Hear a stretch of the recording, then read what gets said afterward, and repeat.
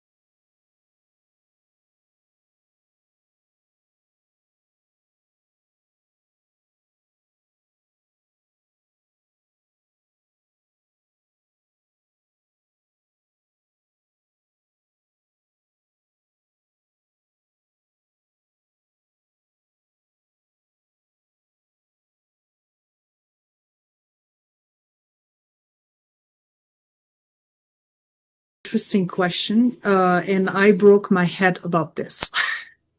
Because right, so I'm I'm Catholic. I go to the mass every week. Okay.